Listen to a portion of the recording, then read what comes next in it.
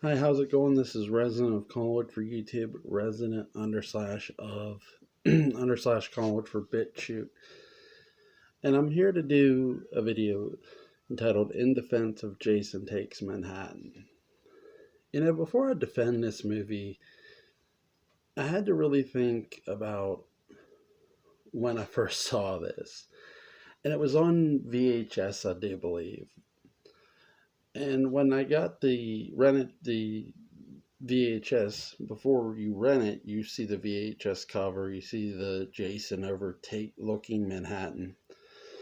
And what that made me think of when I saw that as a kid, because by the time I saw Jason Takes Manhattan, I had not only seen, a lot of slashers and action movies, I had seen a lot of monster movies. And by what I mean by that is Godzilla, King Kong, the whole Toho set of Godzilla movies, really.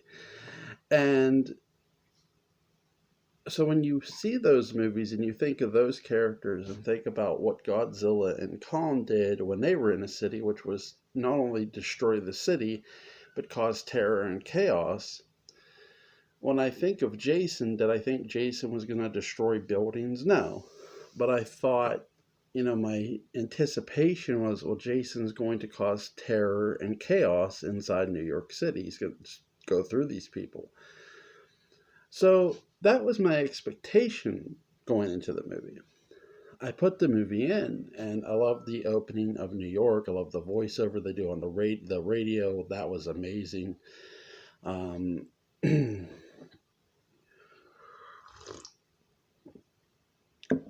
and then after they give you that, they take you to Crystal Lake. And, obviously, this movie's going to start there because that's where Jason is. That's where his body is.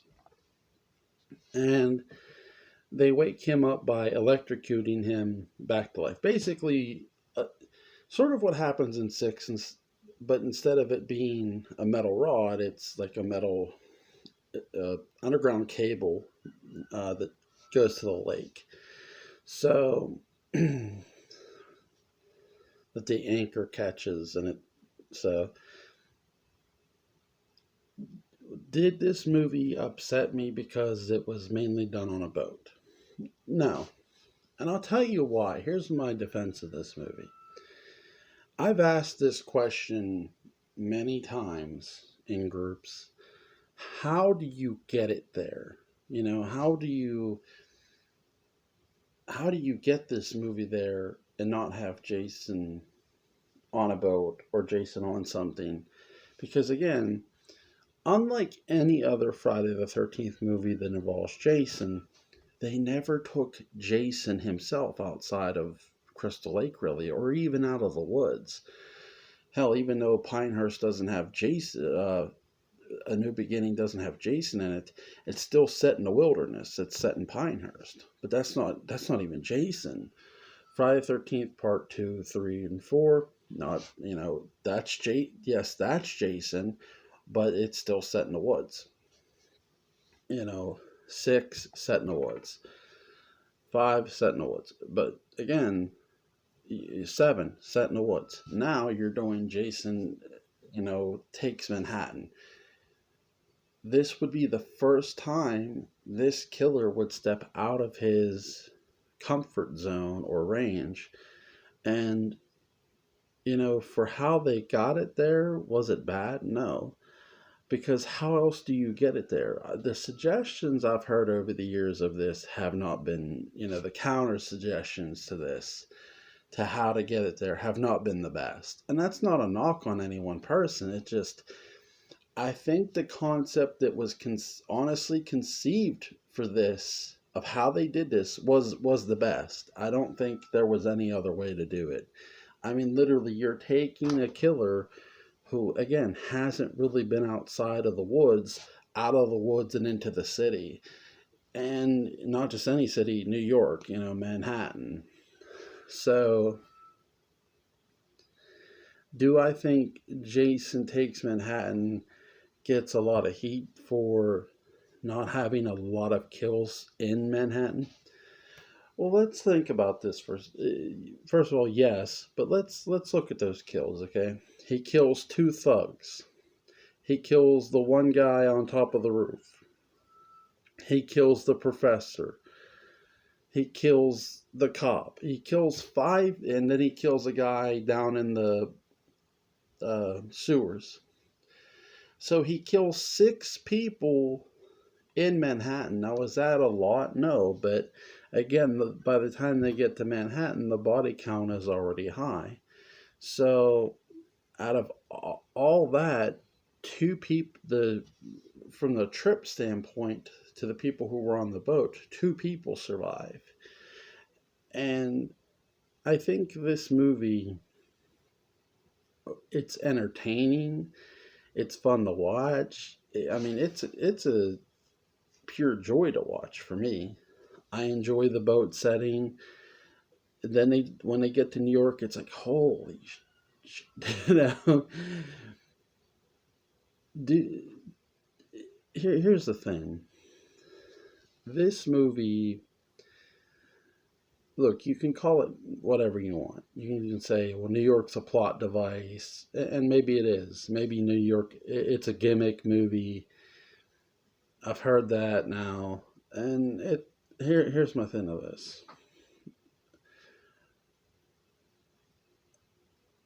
When I went to go see Halloween 2018, my biggest complaint was Sartain having Michael go to, take Michael to Laurie. To me, the difference there is Michael's in Haddonfield. Laurie is somewhere in Haddonfield. All Michael had to do was, find her or, stalk somebody that would, help him find her. Again, I don't want somebody to literally take Michael in the car and take Michael to Laurie. I thought that was, stupid. The difference with Jason Takes Manhattan, even though Remy is thinking about Jason, I don't believe Jason is specifically targeting Remy throughout this movie. I think Jason's just doing what he usually does. He's killing everybody. So I think it's so easy to just bitch about this movie. It's all too easy. And again, I don't begrudge anybody from doing that. But again, my question with this, with Friday the 13th, Part 8, Jason Takes Manhattan, my question has always been, well, what would you do different? How would you honestly get him there?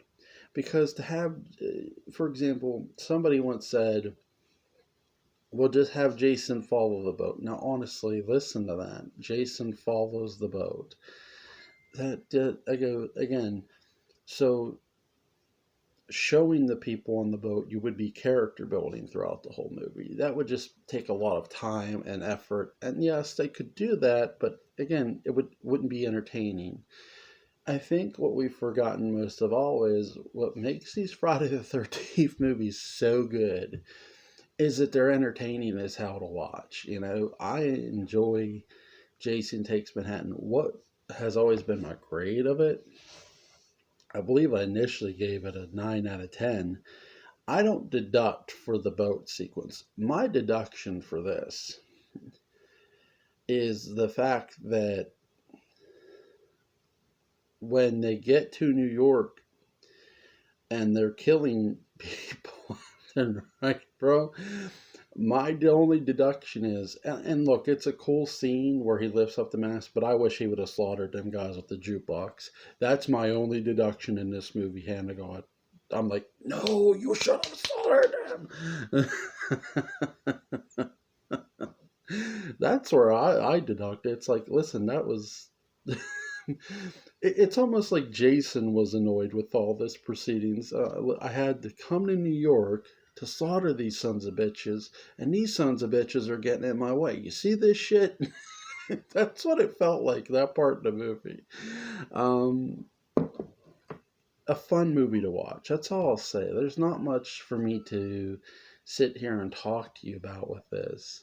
I enjoy Jason Takes Manhattan. I can't sit here and say it's a bad movie. It's not.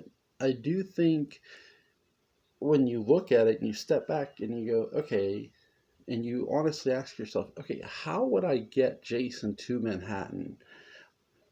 I'm either, am I honestly going to leave him off that boat? Because if you put him on the boat the way they did, guess what? He's going to kill people. And if you leave him off, what's that? What's the sense in that? So Jason's going to follow the boat like the shark in Jaws. It would just.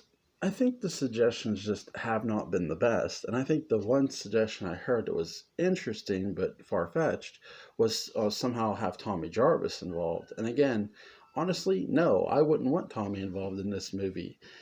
I like what they do with the characters in the movie. I like the uncle who was a bit of a dick. I like Remy, she's an interesting character.